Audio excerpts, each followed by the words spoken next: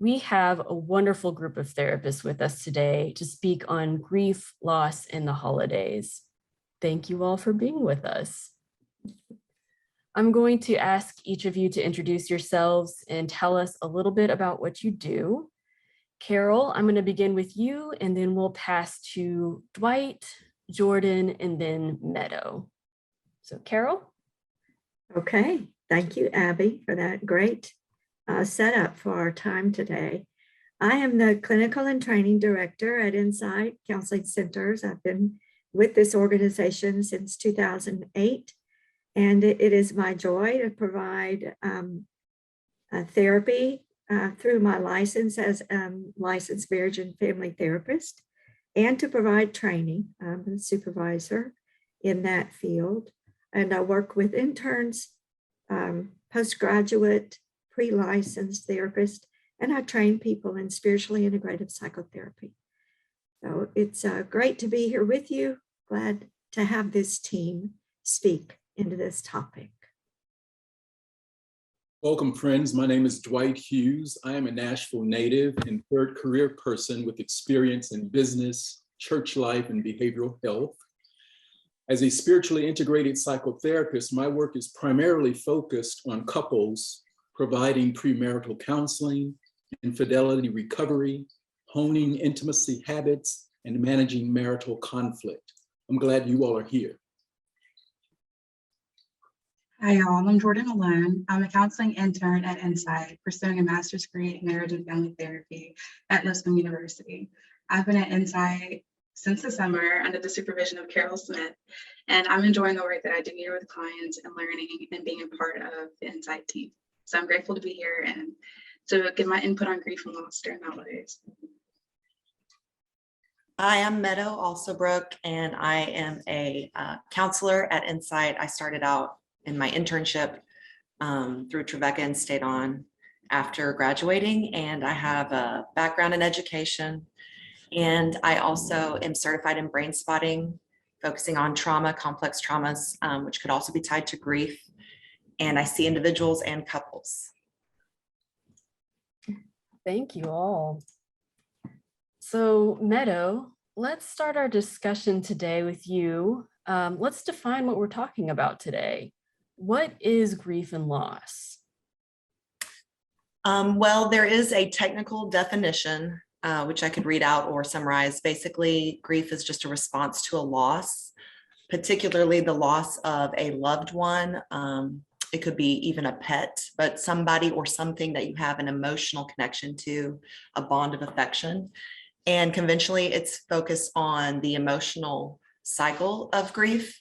But today we're going to discuss all the different types of grief and how grief can actually be a little more in depth than that. So for me, my favorite definition of grief is love with nowhere to go. So grief would be your love attachment to the person, the place, the thing, not having an accurate place to put it when that is taken away.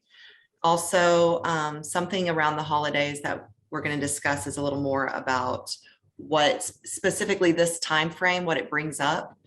But with the idea of change in the seasons and change as far as with family members, the idea of change can also bring up grief. So even if it is a positive change itself can cause grief because it's a disconnect from the norm, the consistency. So that's just a little bit about grief. Thank you. And if any of the rest of you direct some of these questions, but if anyone has anything to add, please just pipe up with your answer. Anyone doesn't have anything else to add to that? Meadow, I love that about love with nowhere to go. Never heard that before. Let's talk about, I think we've all heard some definitions of grief, but also maybe some myths about grief, what grief looks like, what it's going to be like when we experience it. Dwight, could you maybe illuminate some of those myths and do a bit of myth busting for us around the myths about grief? I love that, Abby. Myth busting. Hope I'm up for that challenge. Well, I'm sure there are numerous myths. I'd like to just bring our attention to 5 of them. Number 1, grief is the same for everyone. The grieving process can be expedited. Time alone will heal or transform you. Ignoring it will make it go away. Men don't grieve. Grieve. Notice I said breathe. So the first one, a grief is the same for everyone. A resounding not true. Some people cry, some run, be it literally or figuratively. Some laugh, some busy themselves. And then not to mention the influence of one's cultural location and the impact of religious or spiritual beliefs and or practices. All of that will shape, can shape how one grieves. Grieving is a process that can be expedited. No way. Working through what I'd like to call the tangled ball of emotions takes the time that's needed. You can't set a clock on it. The journey cannot be rushed. There's so many factors that influence grief.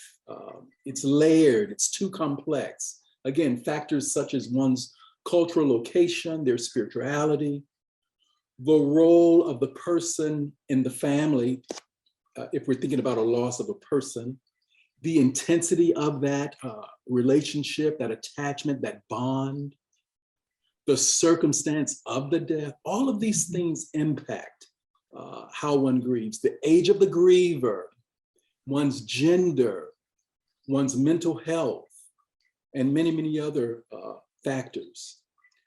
Time alone will heal you? No way. Seeking comfort and social support, sharing and processing one's emotions related to the loss is so key. It's a must. Ignoring or suppressing it, it will show up. It will find you. Whether it's a diminished tolerance for life in general, it can show up as anger, depression, substance use, suicide ideation, physical or cognitive reactions of all sorts. Men don't grieve. I want to spend a little more time here. Grief is universal. Men grieve in ways that are typically different from women. Men are more likely to seek comfort through keeping busy and focusing on an activity. More likely to take refuge in their work. More likely to withdraw and deal with their grief in private, if at all. Men are more likely to feel a sense of powerlessness, a loss of control, more likely to engage in misuse of substance, risk-taking behaviors. Men are more likely to become angry or even act out aggressively. Those are just some of the myths that came to me, Abby, and I imagine that even as we begin to have this conversation, we may uncover more. Thank you, Dwight. Carol, it looked like you were going to say something. Well, Dwight, I love that list. It's very, very effective and important. I think one of the ones that I have dealt with over time, especially in my career in ministry in the local church, was the myth that children aren't going to grieve, and or that children will be okay, or that children won't get it. And I would say that's not true. Children are, just like you say, men grieve different from women. I think children may grieve differently too, depending on their developmental level. And it's a couple of the things that I always liked to encourage parents to do was to be real with their child.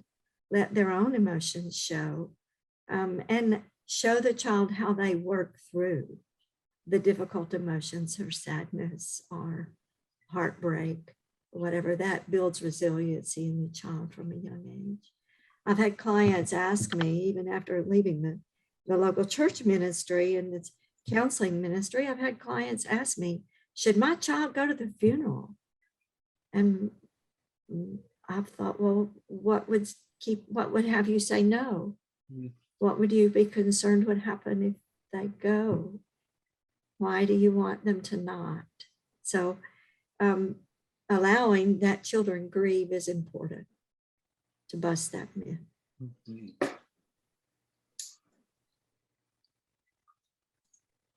One of the myths that probably several of us are familiar with is we've learned of the stages of grief, and that grief is going to progress through those stages in a timely fashion. Jordan, can you speak to those stages of grief? What can grieving look like? What can we expect from ourselves when we're in grief? Yeah, so I'm sure we've heard like the 5 stages of grief, like the Kubler-Ross model of stages of grief, where we're talking about denial or anger, maybe bargaining, depression, and acceptance. So when we're talking about the denial phase, it can look like the doubt of what happened, like we're avoiding thinking about the loss, keeping busy, thinking everything is fine, and it can feel like a shock, essentially, like we're numb to the loss, no matter what the loss is. We talked about several types of loss, and then figuring out like how to survive that loss. Anger, looking like why me, being irritable, upset with even yourself or like other people about things that may not even be relevant to why you're even upset, because you're feeling frustration, resentment, maybe feeling like you're out of control. Bargaining can look like, well, if I did this, or if only this happened, which can lead into like overthinking or worrying. You're maybe even ruminating on the past or thinking like guilt or shame, sometimes even blame. Depression is one of the stages where you're asking what the point is of keeping on. Like that's where you may have changes in your sleep patterns, appetite, not interested in things that you used to be interested in, lack of energy, because you're feeling sadness, maybe even hopelessness, or feeling overwhelmed. And then what is typically said as one of the last stages of grief is acceptance. And that's where you're not necessarily saying like you're okay with what happened, whether that loss is, but you're in the place, in the reality, you're accepting that reality, what it is at this moment. So that can be like being present, coping skills that we'll talk about later, adapting, and it can feel like validation and self-compassion. And when we're talking about the stages of grief, it can be tempting to look at those stages of grief and think of it as a process being linear. It is not linear. So it is cyclical, meaning that there's no one way to grieve. And grieving can look like going through those stages in order, or it can look like not experiencing them in order, not experiencing all of them, or even experiencing all of them at the same time. Not all of them, more than one stage at the same time. In fact, like it may be helpful to think of it as, when I'm talking about what grieving looks like, thinking of it as descriptive versus prescriptive. So like, these are the ways in which grieving can look like, not saying that you have to follow this model linearly and say like, okay, number 1, number 2, number 3. And then also what we've already touched on is like no definite timeline with grief. So grief looks different for a lot of people. And when we talk about different types of loss, the grief can be different considering the loss. So, yeah. I love that phrase, Jordan, descriptive rather than prescriptive. When we talk about the stages, that's a great handle to have on the process of grief. Thanks for that. Yeah. I have a Grief. thought around, I think it's helpful that sometimes persons will experience a loss and they not really experience this sense of acceptance.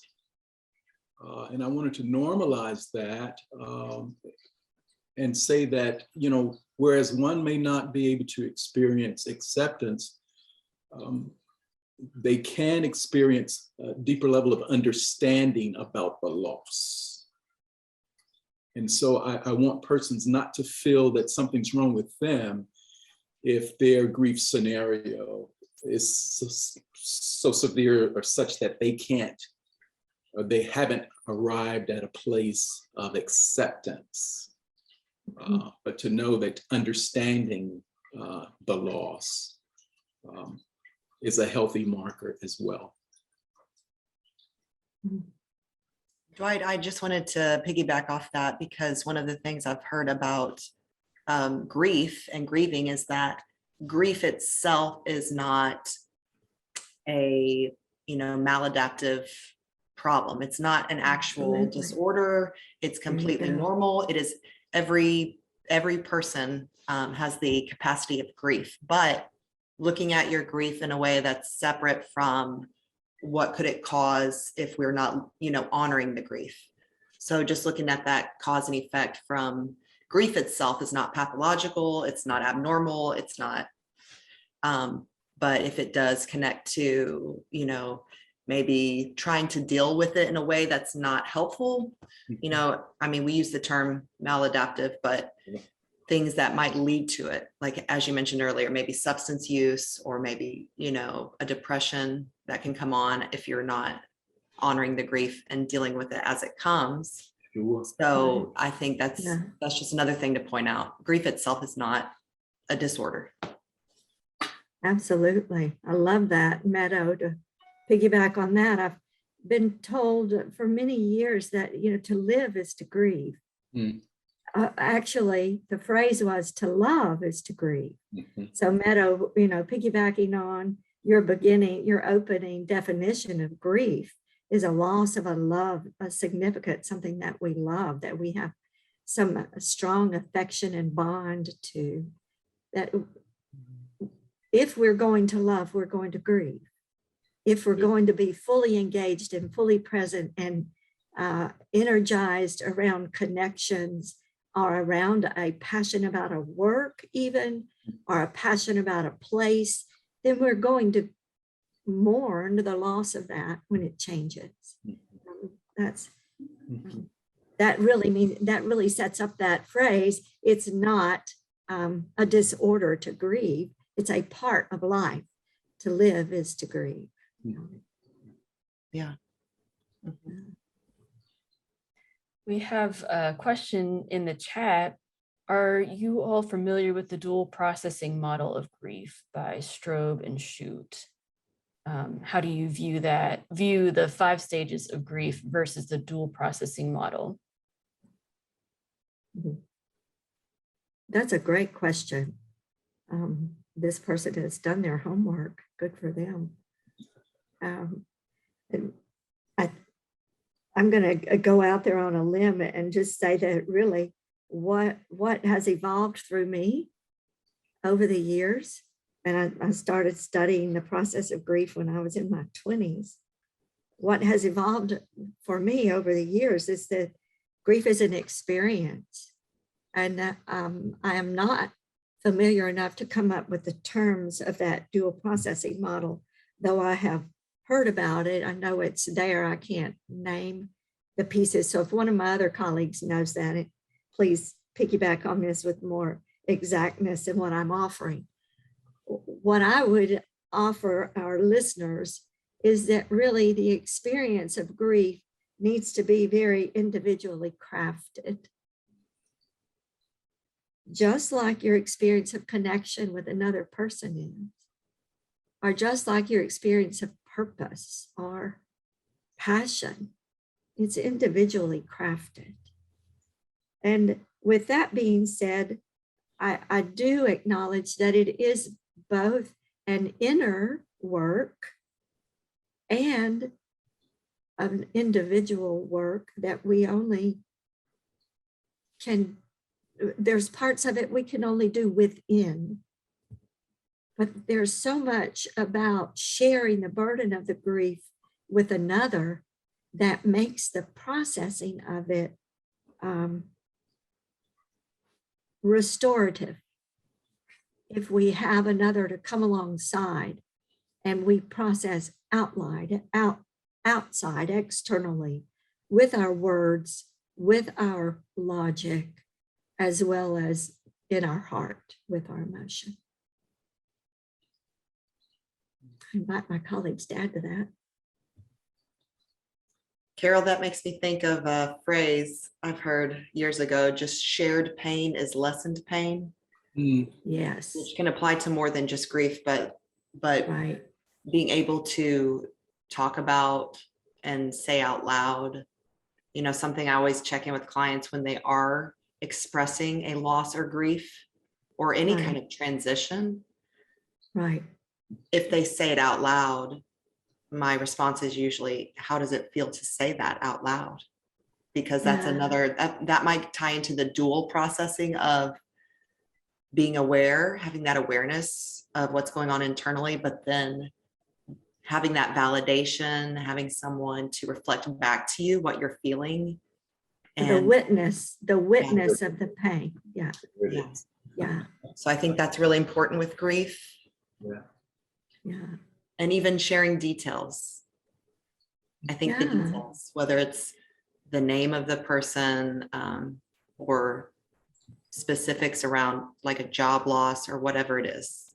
The pandemic brought up a lot of different types of grief with that, as I'm Right. sure we all saw that. But Right. Yeah.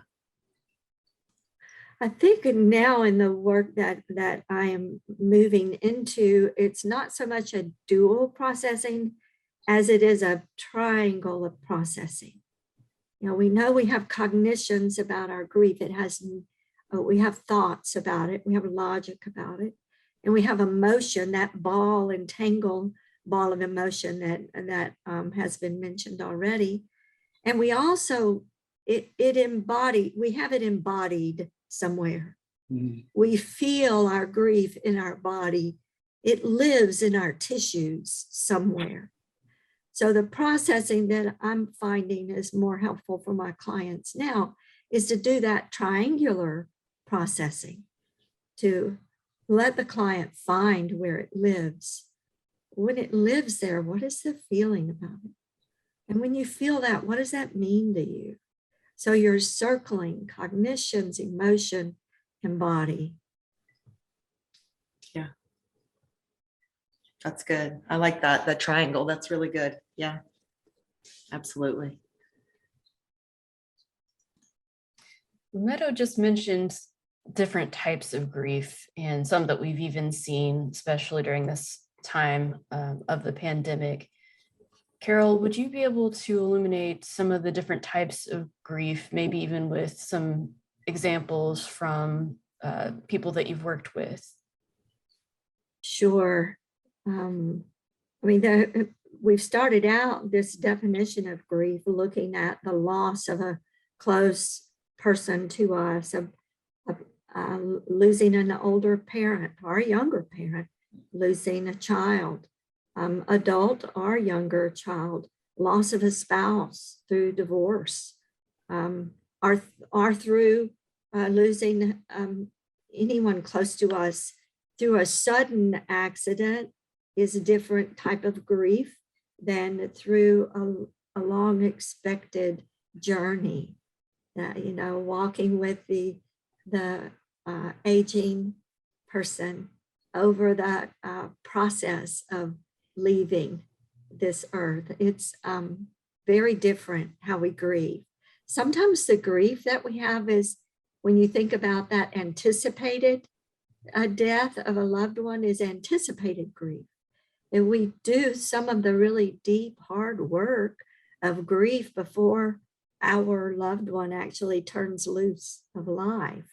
Those are very valid and important processes in the grief journey as well. And then so I've worked with several people that have had that anticipatory grief and knew that their aging parent was declining, had then had a late life diagnosis of some major illness of some type that was quickening the exit from life for this loved one. And so the anticipatory grief was a way to help her begin to reset her identity, as that identity was so crucially connected with that parent.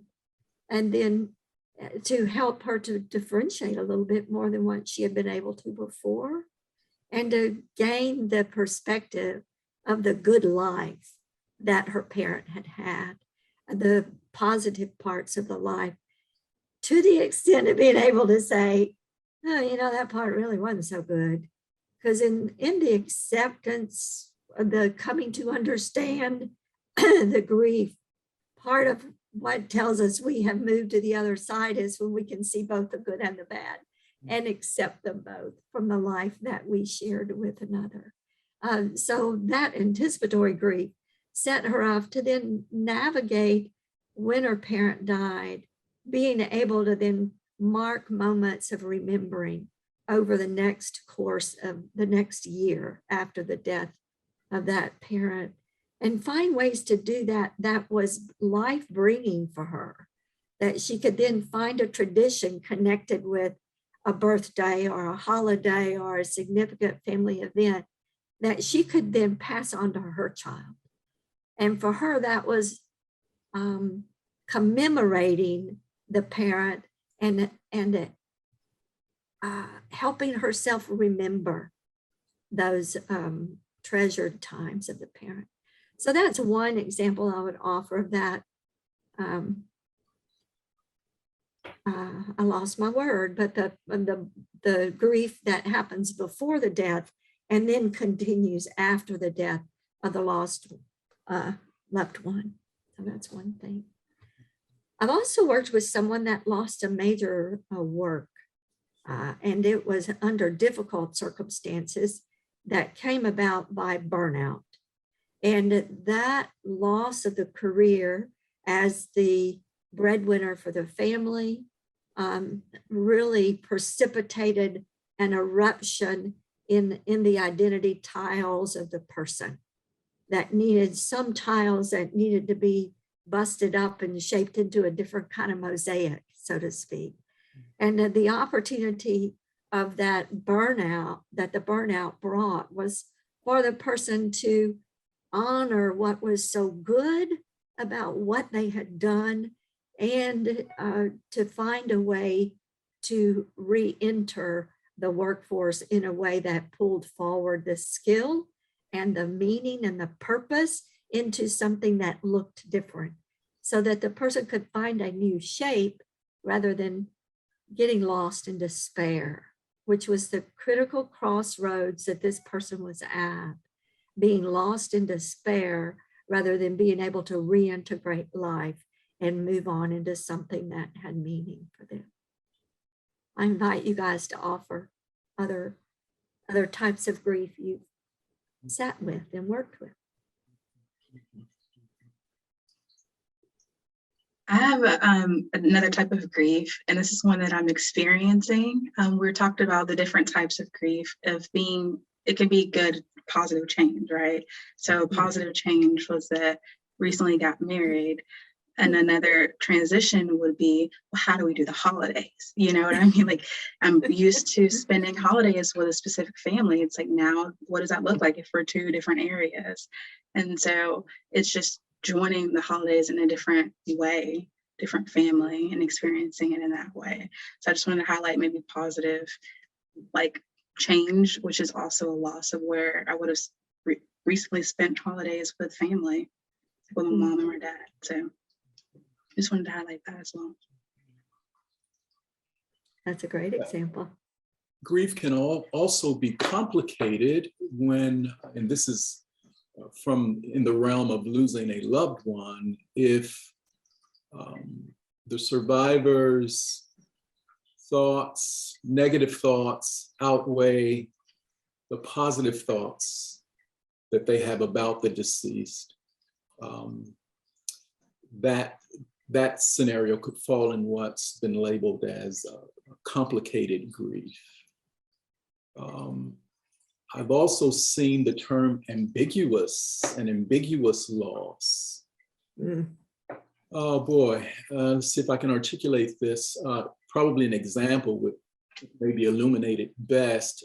Someone who has lost, again, an individual, but because of the type of the relationship is, maybe same gender loving relationship, they may not be afforded the space to participate in that grieving process, rituals, etc. And or if it was a secret relationship that the individual had with the deceased. I've seen the term ambiguous loss, and these are two examples that sort of speak to that.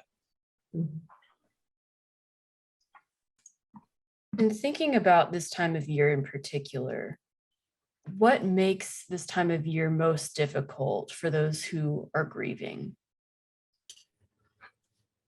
Yeah, I know this is a kind of a complicated, complex topic, but I would say that when talking to clients and just getting a general feel for it, specifically around holidays, I would say, the day after Halloween until the day after New Year's, that whole time, there is almost like a heavier burden. It feels heavier. And I think part of that is, the holidays have a lot of expectations on them. The holidays have typically traditions. And when you think about family traditions, things that you can count on, things that you look forward to that are just, one time a year, it has that heightened sense of expectation that one time a year. I would say that with the holidays specifically, if there is a loss of a loved one, or if it is the first holiday without that person, that can cause a lot of grief. Just because the lack of the memories, like the lack of in the moment when the person is going through that, they're looking at all the memories of holidays past. And specifically, if that person had a certain role in the family, a lot of people talk about, it's almost like that one person that's like the glue that brings everyone together, the clothespin person that ties in the family members, the person maybe that started the tradition or keeps the tradition going. Every Christmas Eve we go to grandma's and do blah blah blah, or every Thanksgiving it's the expectation for that specifically. And when you lose a tradition, when the family members kind of dissolve, which naturally occurs for whatever reason, whether it's busyness, travel, distance that way, or even just because that one person that's no longer there, every member of a family shows up for that person in a different way. So when that one person is gone, family members respond or react differently. And so that can cause another emptiness. It's like a void, it's an emptiness, because where that tradition was once valued, it's no longer there. And so sitting with that, feeling the feelings of that, and then also allowing yourself to think of new ways to create new traditions or to expand on it, or even to carry out a tradition in honor of, in remembrance of. And that can be different for each family, but specifically with the holidays, and even if it's someone that's still alive, but you don't have that connection, there's a lot of strained relationships.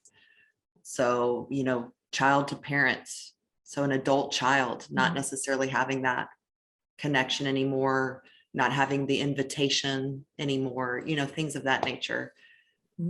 So specifically, that's what I hear as a commonality between grief and the holidays. I would add to that, Meadow, that's a great description.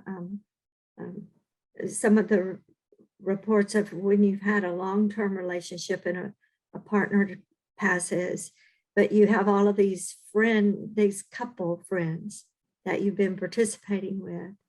And then you have these traditions around the holidays of gatherings that you're going to do with those couples. And maybe your spouse is the first one out of that whole little cohort to pass. Then it's a really hard thing to go in as a single in the midst of the couples when you don't want to be single. Mhm. You know? Absolutely. So I've heard the phrase of something's just always missing, and then being looked at and said someone is always missing. So, yeah. Mhm. Yeah.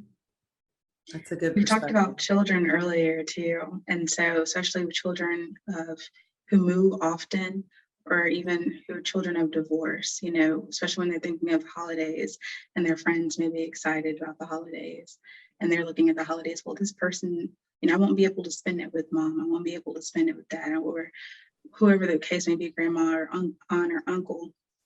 And it can have that loss there. It's just like person's still there, what we talked about, but just in a different way. Yeah. We've talked about grief through death, through estrangement, maybe someone who's still living, but your relationship with them is no longer the same. You've been a little bit estranged from a support community. Carol, like you were saying, with, you know, I'm not participating the same way because I was participated as a couple. Through circumstances like children of divorce having to spend time apart from people they maybe used to see during the holidays. Also during circumstances like the pandemic, not being able to gather as usual. Carol, I wonder if you would illuminate for us what helps us through grief, helping ourselves with a healthy coping mechanisms. What are some of those coping mechanisms? Yeah. Well, I'll start this conversation and leave it open for others to add too. But one thing that helps me think about coping strategies is to think about what is it that grief is, what is the task of grief? You know, grief has a purpose, has a goal. What's the task of it? And in some of the things that I've read, there are multiple ways of parsing this out, but here are 4 basic tasks that then we'll talk about coping things that can help us with those. But that idea of really coming to terms with, oh, this person's really gone, or this job is really gone. I'm not going to get up on Monday morning and go back to that beloved place and see those people that I had connection with. Or I'm going to ride down that street, but this person's no longer in that house. So really coming to grips with the reality of the loss is one of the tasks. The processing the pain of the grief is another task. The pain is real. It will live and evolve out of our tissues if we can't find a way to process the emotional pain. It will be there. So the pain of grief is real, and being able to allow ourselves to feel it, and we'll talk about how to do that in a moment, but processing the pain of grief is the second task I'm going to mention. And then the third one is just resetting ourselves to a world without whatever it is we've lost. And that is I mentioned earlier that some of the tiles of our identity kind of get busted up when we lose important people, and we have to find a way to reshape them. The mosaic changes of our life. And then finding a way to stay connected with the loved one while we continue our life, rather than just cutting off that whole relationship, staying connected to the loved one through the memories, through the commemorating, through the, oh, that was how your grandfather looked when he was doing those things. Or you've got, you know, talking to a grandchild and passing it forward. You've got your grandmother's eyes. That's a way of staying connected to the loved one that has passed. So back on accepting or coming to understand the reality of the loss, some of that may very well, time does help sometimes with that, because we pass through those regular connecting points that would have happened in our routines that now they don't happen that way. And we get faced with the change in the micro moments that really does just help us figure out a way then to accept that, yep, this person's really gone. I lost a really significant friend of mine in the midst of COVID, not due to COVID, but due to another illness. And realizing that this person was my important shopping buddy for our professional clothes. I am still struggling with how do I get back out there and make myself find new clothes without that partnership. So finding those regular ways that we connected with the other and realizing we got to figure out how to pick up and go on anyway in the face of that. That's accepting the reality of the loss. And it's also adjusting to the world without the loved one, finding a way to reach for the resource that that person was, or that work was from another avenue. What else can feed into our life? So maybe expanding our network of connections, our friend network, our deepening our network with another family member that possibly we didn't spend as much time with because it was natural to spend so much time with this family member. Maybe that's another way. So deepening relationships, expanding relationship pool is a great way to face the grief and process it with connections to others. So changing our patterns in life, or finding the new pattern in life, or changing a new person to be with, to have that intimate connection with, and then finding ways to remember. How do we remember? I've invited people that in my network, friend and client, to build a memory board. Do you have pictures of this person you've lost? Do you have commemorations of that work you did? Build a memory board of it. I spent 20 years in church ministry. I have a couple of special mementos that remind me of significant parts of that work that I look at on a regular basis. That continues my connection with a good work that went before.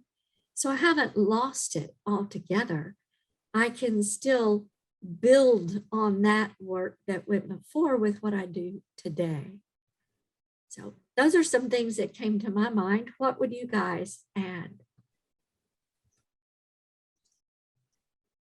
I think you covered it, Carol Smith. You duly covered that. We have a question that came in through the chat, but before we get to that one, I'm going to stay on this topic for a second, Carol. And could you tell us about when therapy itself could be helpful? We know that grief is not itself a disorder. When could therapy be helpful for us when we're in grief? Absolutely, excellent question. You know, really, I think it's when we are so stuck that we realize we're not functioning at the level that is needed in whatever circumstance we find. So if we're a parent and we realize we're shutting out our kids, we can't be present with our kids, or we're a spouse and we realize we've lost our parent and we can't lean on our partner, our spouse, or we're a coworker and we've lost someone at work and we just shut down. We come in and we check the box and we do the emails, and then we're gone and we're out of there and we're not going to be emotionally available. So when we find our life truncated, minimized, narrowed, and we can't figure out how to reopen it, I think that's a good time to go and seek a person to sit with us to intentionally process. Sometimes we need a more objective, someone outside of our circles of typical support to just hear our story and hear it from our perspective and not have to layer in somebody else's perspective of the loss. And that is valid to do that, just to have a person that's just in our corner. It's okay to ask for that, to have someone just in our corner to process the grief. Yeah, Abby, I would add, if the individual is struggling with unexpected emotions that could take the form of false guilt, There you go. fear of the future, grappling with, they're feeling relief and they don't understand that. They don't know what to do with that, or they're grappling with the fact that while I'm feeling relieved, I mean, should I be feeling this way? Loss of identity, doubts about the creator and sustainer and God's goodness. Those are some other things that persons could bring. Another way of being stuck. These are just some specific ways that persons can be stuck and need a witness to come alongside and help them process and work through those items. False guilt, fear of the future. I'm experiencing relief. Is this right? Is this good? Is this fair? Loss of my identity. And then the meaning making, about God and this loss. Is God really good? I've lost someone. And Dwight, I want to add to that. I really like what you said. And also just when thinking of, is the grief something that is kind of overtaking or consuming? Sometimes someone grieving doesn't realize the depth of it. They might not even know how deep it is impacting them. But that's why it's also important. I think someone mentioned earlier about having support, even if it's a friend or a colleague or another family member that points out, hey, I've noticed a change. Someone on the outside that can see it, and it not in a threatening way. I think getting away from the stigma that seeking counseling or getting a therapist or mental health in general, that is not a bad thing. That's not bad at all. And so if someone is saying, hey, I've noticed this change in you since whatever the grief element was, and being receptive to that can be hard. Just coming to your first counseling session is so hard. It can take courage. It can take, a level of awareness. And sometimes when you're grieving, you just don't have the capability. You're simply incapable to see it. So being sensitive to if someone else is pointing it out, and being willing to look at that. And then maybe saying, hey, maybe I do need some extra support right now. And there's nothing wrong with that gentleness, that compassion for yourself. Indeed. Good work. Good word. That support kind of brings us into another question that we have. Jordan, I'm wondering if you could help us with this one. How do we support others in our lives who are grieving? Yes, so Meadow mentioned this earlier, and having the support system. So what does that look like? So, I mean, we're talking about someone coming to us with grief, or we know someone who obviously entrusts their life with us, we're close to them. Just listen to them when they're able to open up to you, because sometimes it's like what Meadow was saying, it takes a lot to open up and talk about the grief. So just listening to them, being there for them during that time, not having to say much, and just allow them to work through the grief, and know that your presence is comforting. We're in the holiday season, and so expectations of happiness or cheer from someone who's grieving may not be helpful, but rather empathy would be best. And it's important, you know, if you do have some words of encouragement maybe or advice, like asking if it's helpful for them at that point in time. We talked about the process of grief. It may not be helpful for them at that point in time, and be able to, for them to be receptive of that. If you want to help them, like by cooking or household things, just asking prior, maybe even specific tasks. And if they say no, then being respectful of it. And then also, if it's someone in your family, we're talking about loss of a family member, the whole family's grieving. And so, you know, just communicating with one another and saying, what are our expectations for the holiday? Roles are changing, traditions may be changing. What do we expect coming up? And being empathetic to the ways in which people grieve, especially if it's in family dynamic. You may be grieving differently at different times. And so having a plan would be helpful on how to tackle the holidays. So those are some ways in which it can be supportive. Yeah, that's great, Jordan. I think also it's important if you know the person that passed, if you know their name, to go ahead and name them. I'm so sorry you lost, and name, put the name. You lost Cindy, you lost your mom. Go ahead and say it. Even if you're concerned you might elicit a lot of tears, maybe they needed to cry, but letting them know that you're still remembering that they are grieving is a great way to support them. Doesn't mean you have to say, now tell me all about how you're feeling right now. You don't have to do that. Just let them know, I get this is a hard time for you, and I can't imagine how much you must miss, and name the person.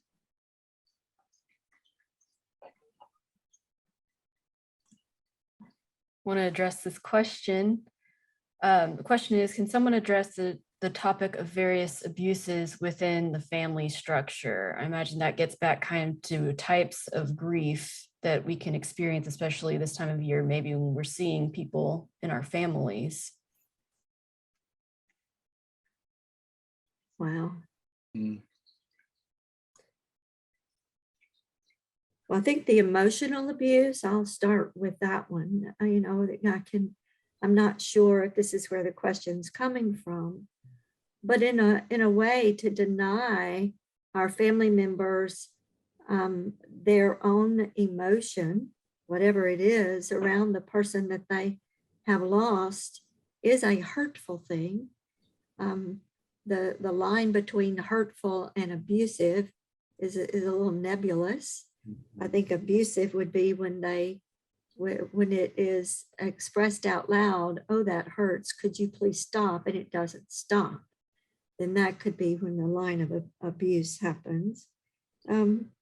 But denying the individual members in the family their right to their own emotion, or demeaning them for their emotion, or treating them as if they are broken or weird or crazy or something's wrong with them because they still are grieving 2 years after someone's passed, you know, when the timeline hasn't been met as one family member might mean.